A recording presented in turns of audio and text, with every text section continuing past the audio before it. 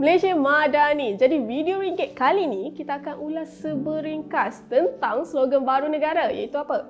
Madani. Jadi ringgit akan ulas berdasarkan pembacaan kami pada buku ini. Jom. Secara amnya, maksud Madani ni kalau mengikut Dewan Bahasa dan Pustaka, dia membawa erti maju dari segi pemikiran, kerohanian, kebedaan yang meliputi masyarakat dan generasi. So makna Madani ni sendiri adalah untuk memupuk nilai-nilai murni dalam membentuk masyarakat yang sejahtera. Mudah kan? Tapi kalau dalam slogan negara kita ni, Madani ni sebenarnya terdapat makna, 6 akronim ni terdapat makna di sebaliknya.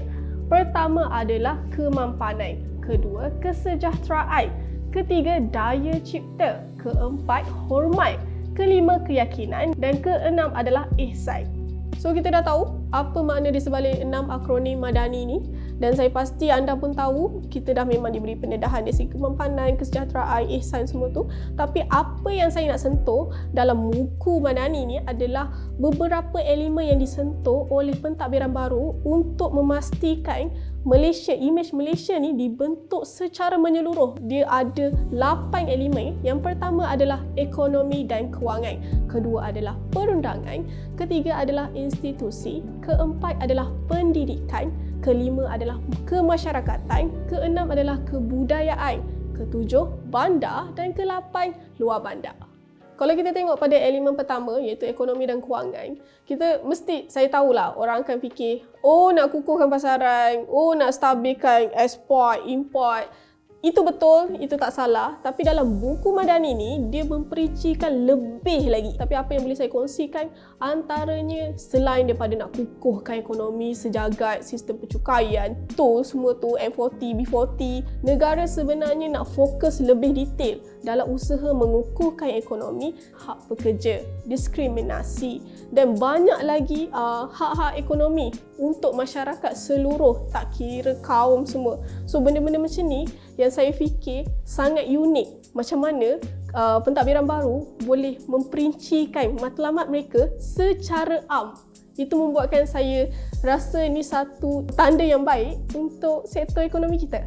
Kedua iaitu perundangan. Kalau perundangan mesti kita akan fikir penguatkuasaan, hukuman. Ya betul, itu adalah antara tumpuan negara. Tetapi apa yang diperincikan dalam buku ini adalah mengenai macam mana kita nak bertindak untuk menguatkuasakan daripada berlakunya banyak lagi ketirisan sumber negara. Dari segi sumber negara tu satu, contohlah pembalakan, pelumbungan semua tu, dan macam mana kita nak perkukuhkan lagi perundangan dalam aspek keselamatan. Tambahan lagi sebab negara kita dah ke arah digital. So banyak penerapan teknologi, maka makin besarlah mendedah risiko terhadap data-data kita semua. So benda-benda tu telah digarapkan dalam perundangan. Seterusnya elemen institusi. Okey, institusi ni saya fikir adalah satu elemen yang sangat penting yang telah digariskan oleh pentadbiran baru dalam buku Madani ni. Sebab apa? Dengan usaha negara nak menambah baik lapisan institusi di Malaysia ni, ia adalah satu kepentingan yang penting untuk semua segmen. Tak kiralah ekonomi, sosial, politik, ni penting. Sebab apa? Contohnya, untuk tambah baik institusi sektor awam, sektor swasta. Sebab apa? Bila diorang nak tambah baik lapisan ni, diorang akan kaji balik macam mana tempoh bekerja, penawaran gaji minimum, insentif, semua tu diorang akan teliti. Ini termasuklah juga macam mana negara nak menawarkan produk ataupun skim pencen yang lebih bersesuaian untuk semua pekerja di Malaysia. Dia ada sentuh juga tau. Dari segi contoh skim pencen tu, dia meneliti untuk pihak pekerja rencam.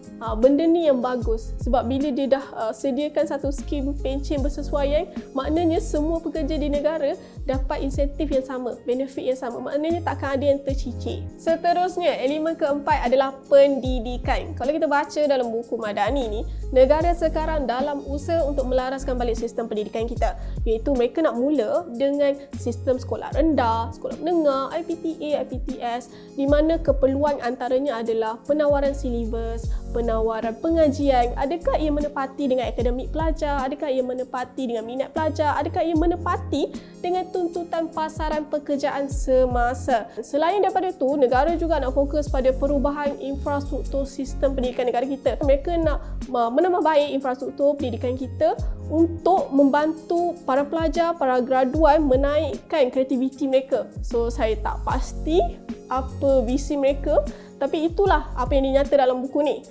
Dan usaha ni saya rasa satu perkara yang baik. Sebab apa? Kalau anda nak tahu, 1.6 juta pekerja di negara kita memiliki pendidikan tahap tinggi tetapi bekerja di kemahiran rendah ataupun separuh mahir. Bermakna penawaran pekerjaan negara kita untuk peringkat tinggi masih lagi rendah. So benda ni bila dalam usaha negara nak menambah baik sistem pendidikan, saya pasti ini adalah satu petanda yang baik buat semua graduan dan pekerja di Malaysia.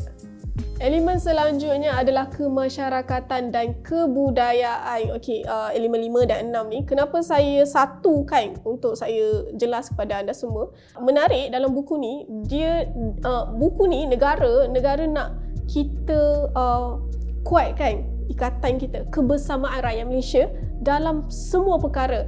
Ini bermakna tak semestinya kita berbeza agama, kaum ataupun fahaman politik, perspektif dalam isu semasa, tapi dalam kebersamaan dalam menggerakkan Malaysia itu sendiri. Saya suka sebab apa?